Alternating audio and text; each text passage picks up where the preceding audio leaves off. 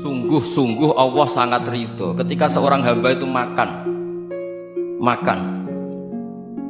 ketika sesuap nasi dia muji Allah, ketika minum seteguk nasi dia muji Allah.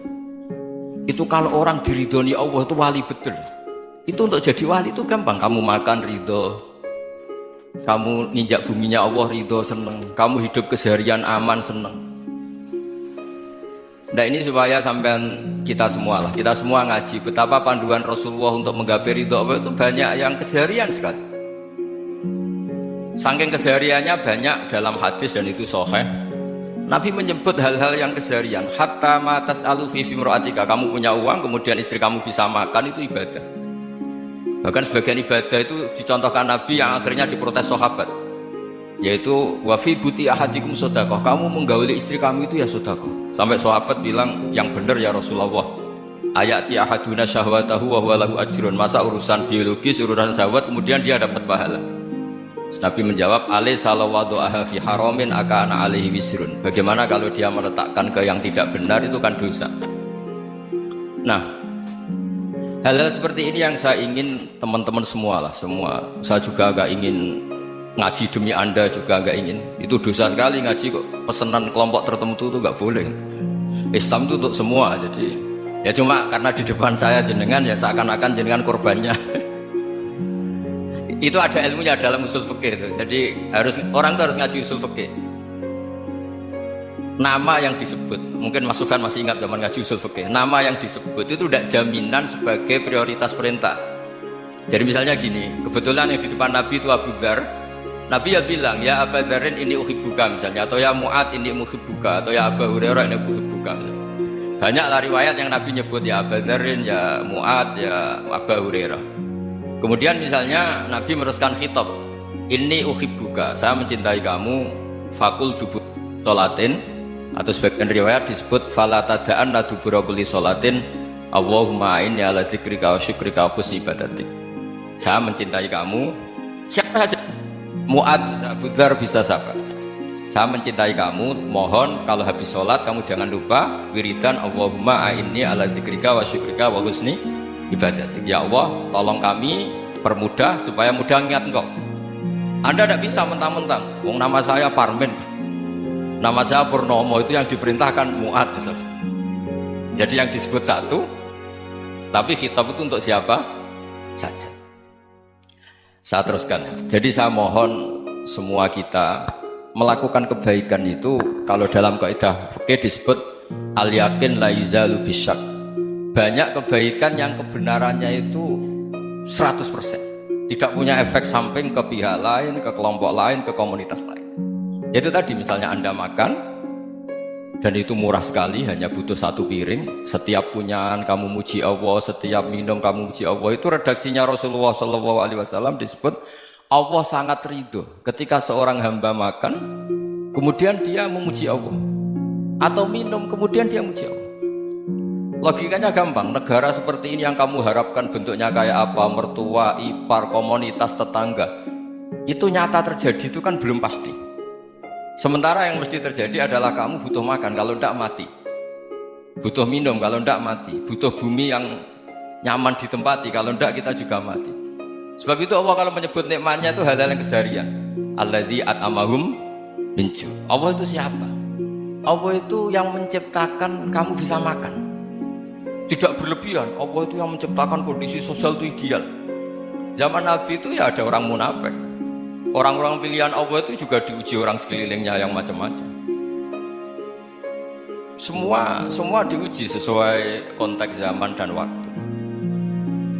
Nah, tapi ada ibadah-ibadah yang selalu disarankan Nabi. Sampai Nabi itu pernah ditanya, ayul islami khairun ya Rasulullah, Islam terbaik itu gimana?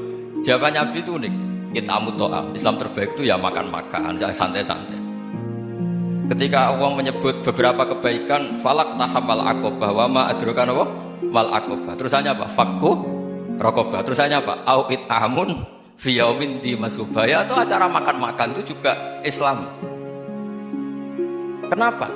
Ya bayangkan kalau tidak ada makanan kita mati kan. Kondisi sosial tidak ideal tuh Anda masih gak apa-apa. Tapi kalau Anda tidak makan, Anda tidak minum, Kamu punya istri cerewet masih bisa hidup, punya mertua cerewet masih bisa hidup. Tapi kalau tidak makan bisa mati. Berarti penting mana istri sama makan? Penting mana?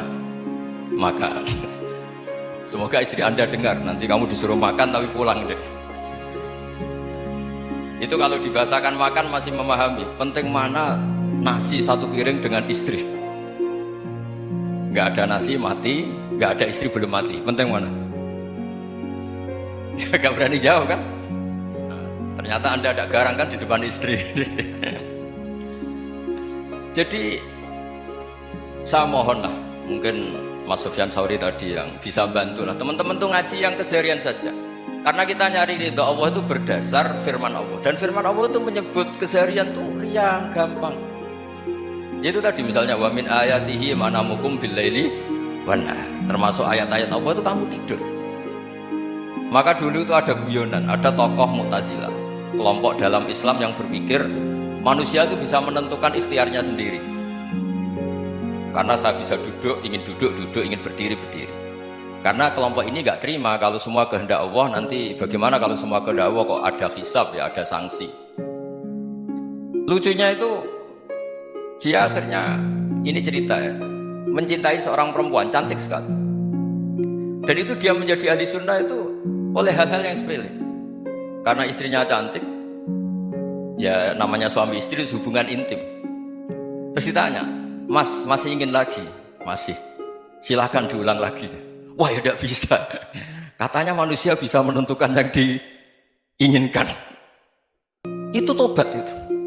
Itu nggak bisa ditobatkan Mas Sufyan Ats-Tsauri. Orang cantik yang mudah nobatkan orang itu orang cantik. Segampang itu. Akhirnya kita tahu, makanya kalau dalam kitab Hikam itu disebut al-aqil mayyakul madza yaf'alu wa hubi wal ghafil mayyakul madza af'al. Orang yang punya akal karena sadar ini wilayah Allah, semua milik Tuhan, itu dia tiap hari berpikir besok Allah akan melakukan apa terhadap dunia ini. Kamu merencanakan sesuatu, mau plesir ternyata gempa, mau wisata ke Rusia ternyata perang. Kamu tidak pernah tahu apa yang akan terjadi besok. Wa ma tadri nafsum madza taksibu ghadan. Tapi anda semua kita ini sering punya jadwal permanen. Makanya saya kalau diundang siapa saja bisa netekdir. Yang jelas Gus ini acara penting. Ya masih acara penting nak pangeran ngersakno piye? Kok ape dadi pangeran? Kamu kok mau jadi Tuhan? Itu kadang ya kiai. Penting Gus acara ini jenengan harus memastikan bisa. Loh, kamu itu yang ngajarin tauhid, sesuatu itu biadillah kok bilang-bilang apa pas? Pasti. Kalau maksa terus tak tobatkan loh kamu kata saya. Ya kalau gitu Gus bilang insyaallah. Wah itu hati saya, fisik saya, roh saya sudah bilang insya Allah. Tidak usah kamu latih kata saya. Nah hal-hal tauhid keseharian itu gampang sebetulnya. Wal ghafil yaqulu madza af'al. Tapi orang yang lupa Allah dia setiap hari bilang besok apa? Kita bisa melakukan apa? Seakan-akan dia itu aktor, dia penting, dia subjek permanen dia.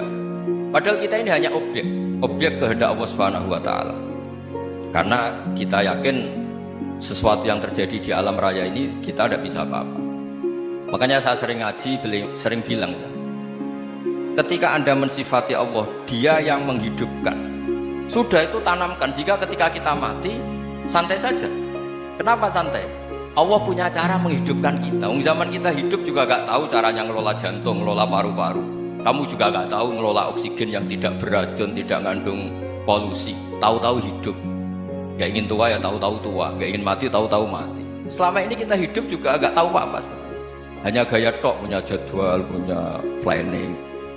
Kalau kamu bisa menentukan pilihan Anda, pasti Anda istrinya cantik, 4 neriman semua, kona'ah semua. Nyatanya enggak kan?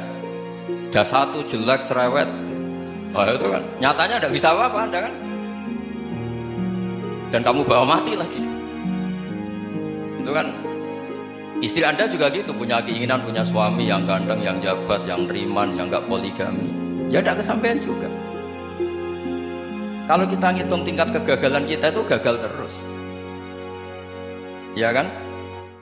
Nah, terus ingat Allah. Madza yaf'alu wa hubi. Orang yang punya akal selalu berpikir Allah itu menghendaki apa terhadap saya. Lalu sama-sama orang lihat orang yang serius, itu kata Anda itu pemikir berat, serius, senang punya tokoh yang merengut tuh, karena kamu anggap serius. Tapi sebagian orang anggap orang yang serius itu wong merengut, wong masam, wong muka kok ditekuk. Jadi sama Itu hati, ya muqallibal qulub tsabbit qalbi ala dini. Karena kita nggak tahu cara berpikir kita tentang orang lain, tentang sekeliling kita. Misalnya kita orang baik yang jenis ngurmat fakir miskin. Ada orang bangun masjid mewah itu janggal. Apa artinya masjid mewah kalau banyak orang kelaparan? Tapi kalau yang jenis pendidikan, apa artinya masjid mewah kalau tidak bisa ngaji? Nanti yang jenis infrastruktur, apa artinya ini kalau semuanya punya sudut pandang yang berbeda-beda. Dan Islam mengapresiasi semua kebaikan. Tapi katakan semua kebaikan itu adalah kehendak Allah Subhanahu wa taala. Karena apapun baik Anda itu pakai fasilitas yang diberikan oleh Allah Subhanahu wa taala. Sehingga ini yang disebut qulillah sumadarhum fi khawdihim yal'abun. Ya kembali tadi ke tema-tema bahwa keseharian Anda ini sudah Islami. Saat Anda tidak bisa melakukan apa saja. Saya sering ada jenazah, biasanya kalau tetangga meninggal saya sering disuruh ngelepas. Saya bilang orang ini baik karena sering ngelamun di rumah, sering nganggur di rumah. Ditanya sama anaknya, kenapa Gus nganggur baik? Ya kalau dia nganggur artinya juga gak berbuat sesuatu yang maksiat kan? Ya kan, orang nganggur di rumahnya ya tidak bunuh orang, tidak maling, tidak korupsi, ya namanya nganggur di rumah. Lah cuma istri cara pandang nganggur gak menghasilkan uang itu, tapi juga gak menghasilkan kriminal kan? Jadi sebenarnya Islam itu cara, makanya kalau sampai ngaji usul fikih itu ada kitab usul fikih namanya Lubul Usul, itu terkenal sekali di pesantren itu. Itu kalau ngapresiasi keseharian itu luar biasa. Ithma min mubahin illa wa yatahaqqaqu bihi tarku haramimma. Karena keseharian yang mubah saat Anda lakukan itu ada kehebatan yang luar biasa, yaitu meninggalkan haram. Makanya dulu banyak orang-orang alim ketemu temannya itu guyon sampai semalaman. Itu biasanya yang semangat Islam itu kiai kok tidak tahajud, kiai kok tidak witir. Orang yang sedang mapan uangnya banyak, malam itu tidak kelayaban itu sudah luar biasa. Melawan nafsu supaya tidak maksiat itu sudah luar biasa. Supaya lupa guyon sama temannya semalaman sampai subuh. Gejolak-gejolokan ngenang zaman miskin, zaman kuliah nggak jelas, zaman apa. Melihatnya jangan tarkut tahajud. Seperti ini meninggalkan tahajud, tapi meninggalnya ini talqul muharramat. Jadi kayak apa hebatnya? Sehingga Imam Ghazali punya riwayat yang agak unik.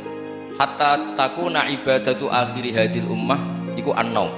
Sehingga suatu saat ibadah terbaik umat ini itu tidur. Itu kan riwayat kontroversi. Ketika Imam Ghazali tanya, kenapa ya?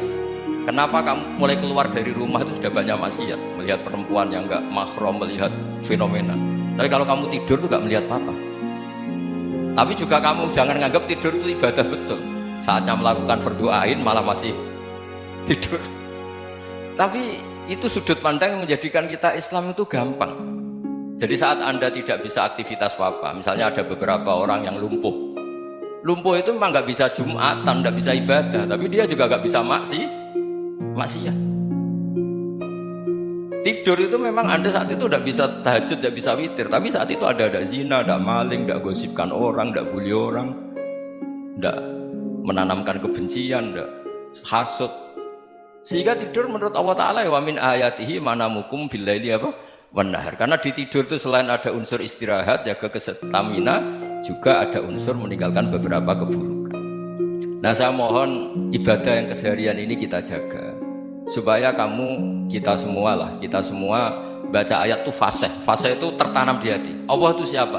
Alladzi at'amahum min ju'i wa amanahum min khauf. Dan Allah kalau cerita di Quran itu anna sababnal ma'a sabba thumma syaqaqnal ardha wa syaqqa fa ambatna fiha habba wa inaba wa qadba wa zaituna wa nakhla wa hada'iqa hulba. Kamu tahu saya ini siapa, kata Allah? Saya ini adalah Tuhan yang menurunkan air, kemudian ada tanaman banyak, habba wa inaba wa qadba, ada zaitun, ada tin, kalau orang Jawa mungkin ada tela, ada padi, ada mangga, ada pisang. Sudah. Wa inaba wa zaituna wa nakhla wa hada'iqa hulba, ada perkebunan yang lebat. Tujuannya apa? Mata Allah, silahkan kamu pakai, kamu nikmati. Tapi karena kadang kita ini punya ide-ide besar. Tadi untuk syukur saja nunggu punya istri riman, rumah baik, tetangga baik, komunitas baik, semuanya baik baru syukur. Lama-lama nanti ada di surga, syukurnya nunggu surga paling kelas A. Itu sudah ada yang menghuni Rasulullah, kamu gak boleh di situ. Masa untuk syukur saja? Repotnya Masya Allah. Jadi mohonlah Quran yang kalau Anda hafalkan juz sama itu kan ada ayat-ayat yang kayak tadi. Ya, fal yang dzuril insanu ila ta'ami. Coba lihat. Apa yang kamu makan itu? Dari mana? Dan untuk mempertahankan hidup kamu keseharian. Jadi jangan kira ibadah itu harus membentuk komunitas yang versi Anda. Ibadah itu harus hal yang mulu-mulu. Kesehariannya Anda alami. Loh, ini saya tidak bikin-bikin. Saya ngaji bukan karena berdasar pesanan. Itu ayat yang saya baca kan betul ada ayatnya kan. Fal yang dzuril insanu ila ta'ami anna sobba benal ma'a sobba thumma syaqaqnal ardo syaqqa fa ambasna fiha habba wa inaba wa qadba wa zaituna wa nakhla wa hadaiqa khulba. Terusannya apa? Mata'al lakum, silakan kamu nikmati. Mata itu silakan kamu nikmati. Ya kayak sampean dikasih hidangan ya makan. Ya sudah makan. Habis makan ya minum. Habis itu ngantuk ya tidur. Ya sudah normal-normal saja. Kayak apa indahnya Islam. Tapi Anda mencari Islam yang gimana lagi? Nah itu yang diajarkan guru-guru kita, diajarkan sanad kita sampai Wali Songo, sampai Rasulullah SAW. Bahwa pada akhirnya ada jihad, ada perang. Itu dulu memang perang, bukan membunuh, beda. Dulu kita dijajah Belanda ya perang, dan itu normal karena kita dijajah. Jadi ketika orang lain ingin baik sama kita, wa in ahadum minal musyrikin astajaroka ya fa'jirhu hatta yasma'a kalam Allah. Kalau mereka ingin baik ya kita baik. Makanya ada istilah musta'man, mu'ahad. Kalau mereka ingin damai, berdampingan dengan kemajmukan ya itu yang lebih baik. Karena memang Islam menghormati proses perdamaian. Wa in janahu nawal lisalmi ya fajnah lah. Kalau ingin damai ya kita harus